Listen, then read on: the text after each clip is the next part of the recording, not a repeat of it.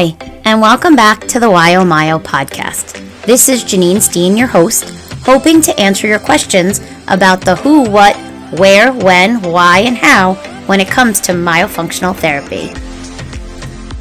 Disclaimer. All content, details, as well as education shared on this podcast are the opinions of the speaker and are for informational purposes only. Please consult with a certified medical professional regarding any questions or concerns, as this podcast should not serve as a diagnosis or replace the information received from a healthcare provider. Hi, welcome back. I wanted to talk a little bit about the last two podcasts that I have done, specifically talking about sleep apnea and myofunctional therapy and the benefits to utilizing myofunctional therapy for sleep apnea.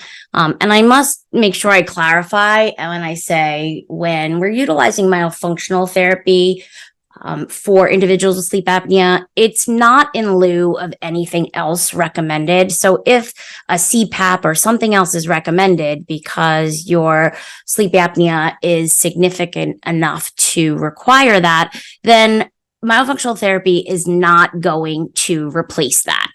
Myofunctional therapy will definitely support that. And as you're working to improve the musculature in the posterior portion of the oral cavity, in the area where the soft palate is, and to improve the strength, but also to support the structure so that there's less collapsing of the airway while you're asleep, thus causing your sleep disordered breathing, or I should say, by teaching an individual that is diagnosed with sleep apnea where their tongue should rest and working on that through a myofunctional therapy program or our SpotPal program or our SpotPal myofunctional therapy program.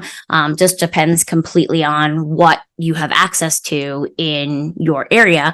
But anyone that does have sleep apnea and does require a CPAP or any other type of medical intervention, myofunctional therapy should not be considered in lieu of that device. However, it definitely will help by improving the oral cavity's ability to not collapse and by keeping the tongue out of the airway, especially while you're sleeping.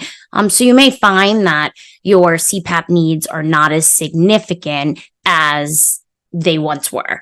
Myofunctional therapy is definitely a benefit for those individuals that perhaps come back with mild sleep disordered breathing or any other type of diagnosis of sleep disordered breathing or sleep apnea that is not a candidate for another type of intervention like a CPAP.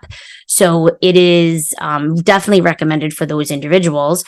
And again, where our goal is to work on that strength and structure to limit the need for maybe prolonged CPAP in the future, or from allowing your sleep disordered breathing to become significant enough that the apneas are significant enough that you require a more intensive medical intervention. There's definitely different oral appliances that can support sleep apnea and sleep disordered breathing. However, if you're an individual that's airway is collapsing and you would be or would have been a candidate for a myofunctional therapy program because of a tongue thrust, the difficult thing about utilizing one of those devices is that most of those people often have temporomandibular joint issues or temporomandibular joint disorder diagnosis.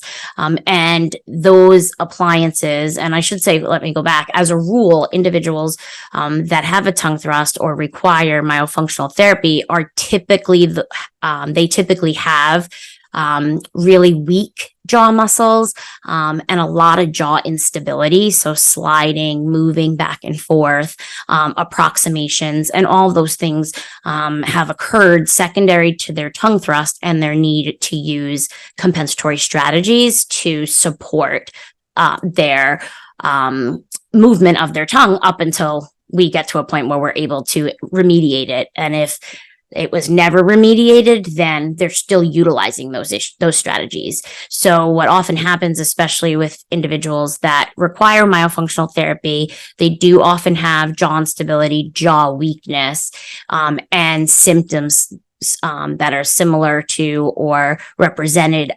of TMJ. So our goal is to ultimately work on those structures, improve the masseter muscles, remediate their tongue thrust. But the jaw instability that they had, we're just diminishing it and working towards limiting it as they progress through the program. However,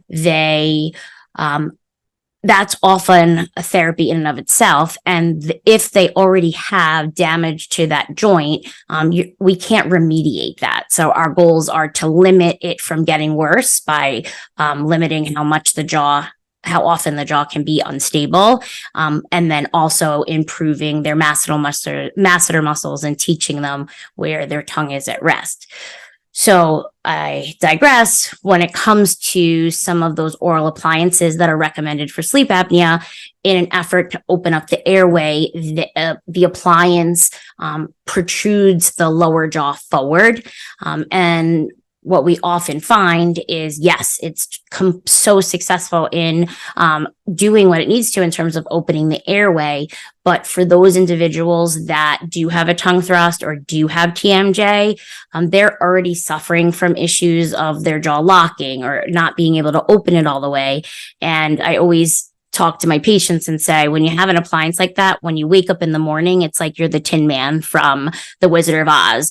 Your jaw is almost locked in that position, and you need your, oil can to lubricate those joints so that your patient is able to, or you're able to mobilize their jaw.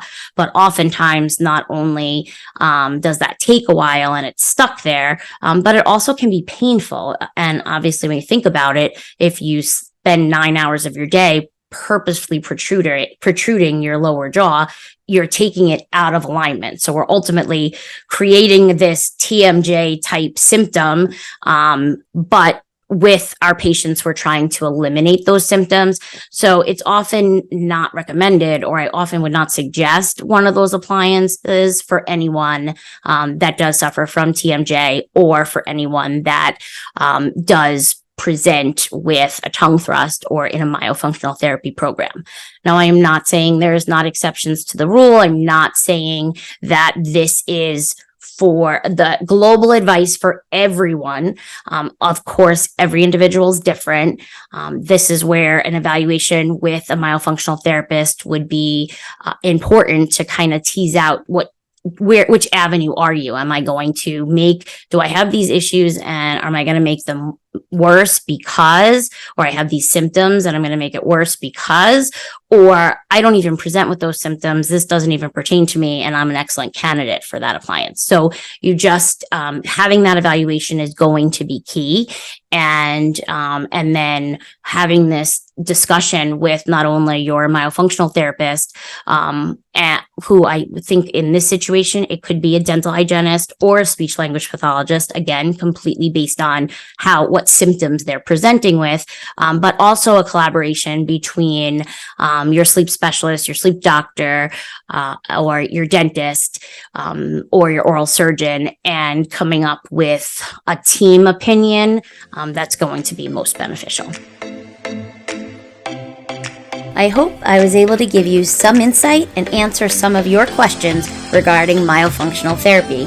Please stay tuned and listen to our Myo Minute, and tune in to our Talk the Talk interviews with the many different medical, dental, and rehab professionals as they elaborate or answer your questions and address your concerns directly, especially when it's related to speech language pathology and myofunctional therapy.